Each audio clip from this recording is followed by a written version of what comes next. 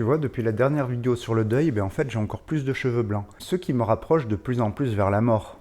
Ce qui n'est pas un problème pour moi, mais plus pour mes proches. D'autant plus que je n'ai aucun moyen de savoir si ce deuil sera pathologique ou pas.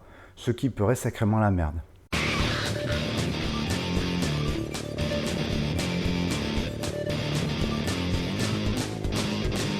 Sache avant de voir cette vidéo que pour la comprendre au mieux, il vaut mieux voir la vidéo déjà sur le deuil normal, qui va être présentée ici, là, en haut. Mais si tu n'as vraiment pas de temps à perdre, je vais te la résumer. Alors le deuil, c'est un processus normal. Une personne à qui tu es attaché meurt, et t'en prends plein la gueule. Bien que la violence du deuil dépende de plein de facteurs, la seule chose qui y fait affaire, c'est le temps. C'est pour ça qu'on conseille aux professionnels de ne pas y toucher, à part si la personne se met vraiment en danger. Et il arrive que ce deuil ne se fasse pas, comme on va en parler aujourd'hui. Bon, la première question, ça va être de savoir, c'est quoi un deuil qui se prolonge et qui ne se fait pas? Eh bien en fait, on n'a pas de définition nette. Alors les chercheurs actuellement, il y a deux grosses écoles. L'une qui décrit très bien le deuil prolongé avec pas mal de symptômes, bien délimitant du deuil. Le problème, c'est que ces chercheurs pensent que plus de 6 mois de deuil, c'est trop. Sauf que quand tu as perdu ton arrière-grand-père, je comprends. Mais quand c'est ton enfant que tu as perdu, 6 mois, je trouve que c'est que dalle. Je comprends donc pas ce positionnement. D'un autre côté, il n'y a pas de problème avec la limite de temps, mais les symptômes qui décrivent le deuil complexe et persistant sont tellement flous que l'on peut y mettre beaucoup de problèmes, dont des problèmes de dépression par exemple et pas de deuil. D'ailleurs, pour te montrer à quel point on définit encore mal le deuil prolongé, je vais te parler de fidélité interjuge. Quand on essaie de catégoriser un trouble psy, pour voir si on arrive bien à le décrire, on utilise cette procédure. On montre un patient à plusieurs professionnels et on leur demande le diagnostic.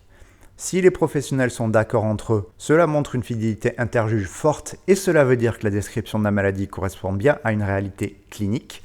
Et quand on fait ça avec le deuil prolongé, les mecs ils sont pas d'accord. Donc les descriptions sont encore actuellement mal définies. Alors tu vas me dire, mais c'est n'importe quoi cette vidéo alors, tu vas nous parler d'un truc, on sait même pas ce que c'est correctement. Ouais. La recherche s'est amenée à évoluer rapidement et cette vidéo va peut-être se démoder rapidement, vu le peu qu'on connaît sur le deuil prolongé. Il y a un point cependant dont on est sûr, c'est que la caractéristique du deuil prolongé, c'est le fait que l'amélioration avec le temps ne se fait pas.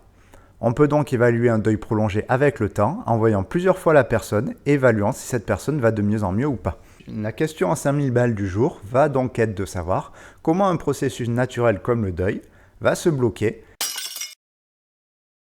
L'idée principale sous-jacente à tout ça, c'est que pour le deuil, le mort, il a besoin de se retrouver à sa place de mort. Alors d'un côté, on ne peut pas mettre le mort à la place d'un vivant qui serait toujours là, et d'un autre côté, on ne peut pas essayer de le virer de notre vie, car ça a été une personne importante pour nous, et il sera toujours là dans notre petit cœur. On comprend alors, dans ce cas, l'intérêt de mettre en place des rituels dans le deuil qui permettent de mettre le mort à sa place, soit dans un autre monde, soit à la place des vivants, en famille, dans le salon.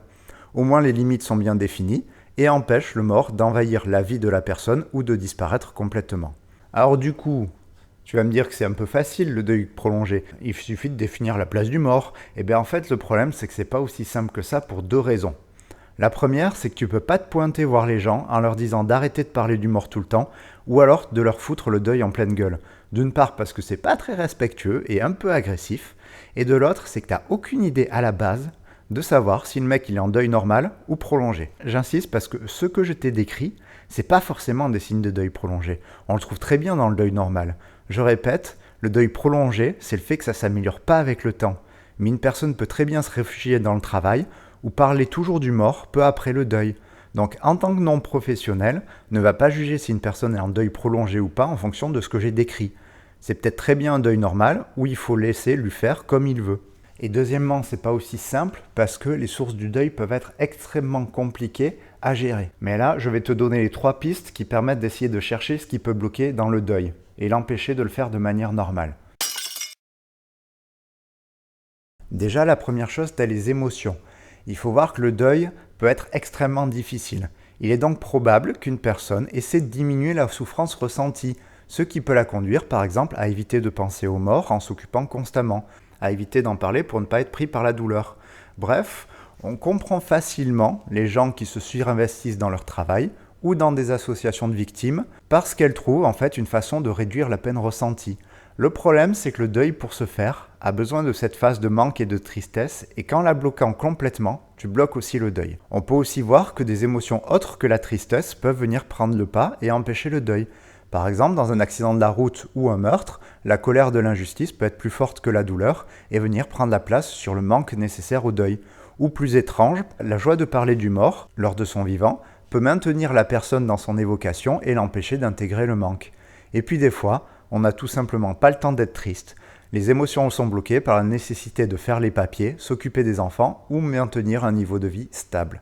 On a aussi les pensées qui peuvent bloquer le deuil, car elles vont parfois bloquer l'intégration de la mort de la personne.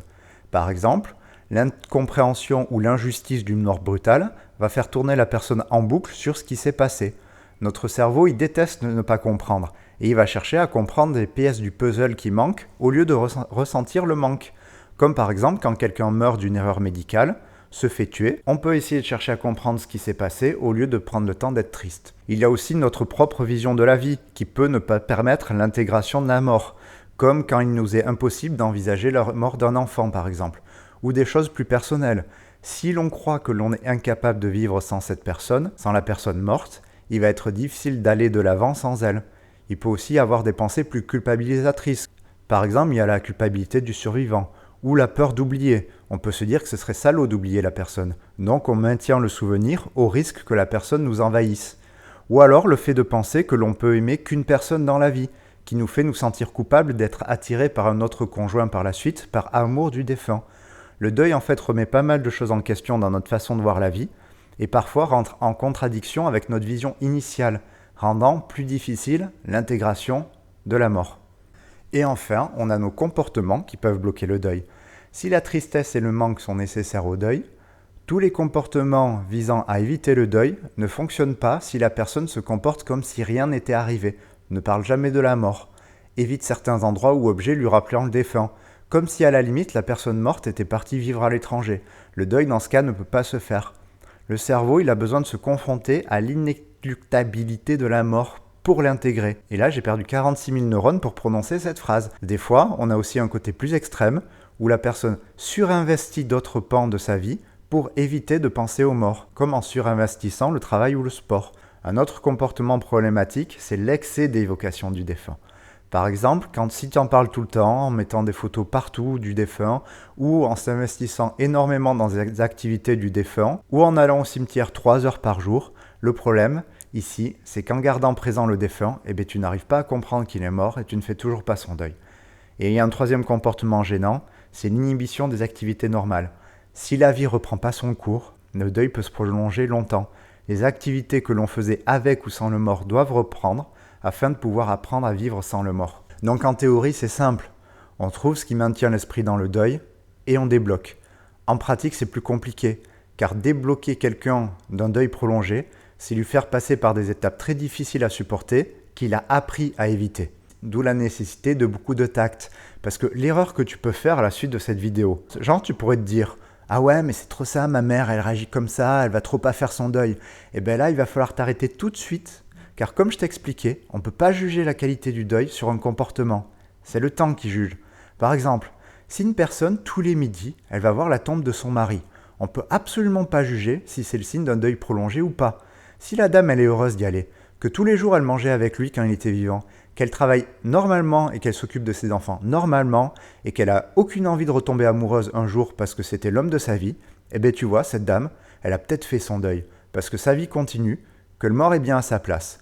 Donc de quel droit nous, on irait se pointer devant elle en lui disant « Bah non, t'as un problème, tu devrais refaire ta vie et voir un autre mec, et arrêter d'aller le voir sur sa tombe. » Je veux dire, elle avait décidé d'être près de lui jusqu'à la fin de sa vie. Pourquoi on déciderait de changer sa vie alors qu'elle vit la mort de son mari sereinement en sa présence tous les midis? Par contre, évidemment, si ta mère, ça fait 2 ans qu'elle a arrêté de vivre, essayer de chercher ce qui bloque, comme par exemple le fait qu'elle peut se sentir coupable d'être heureuse sans son mari, ça vaut peut-être la peine d'essayer de lui en parler et de chercher. Si c'est ça qui bloque, bien entendu. Voilà. Déjà, avec les 2 vidéos sur le deuil, tu peux te faire une idée de ce que c'est le deuil à peu près et comment ça fonctionne dans ton cerveau. Maintenant, si tu veux plus d'infos, en description, je te mets plein de petits articles scientifiques qui permettront de comprendre si tu lis l'anglais. Mais si tu veux, il y a un livre hyper complet en français qui te permettra de comprendre le deuil, mais aussi le deuil des animaux, le deuil des enfants et l'influence de la culture sur le deuil. Plein de choses que je n'ai pas pu expliquer dans ces vidéos. En attendant d'autres vidéos sur d'autres phénomènes psy, eh bien, je te souhaite joie dans ton cœur.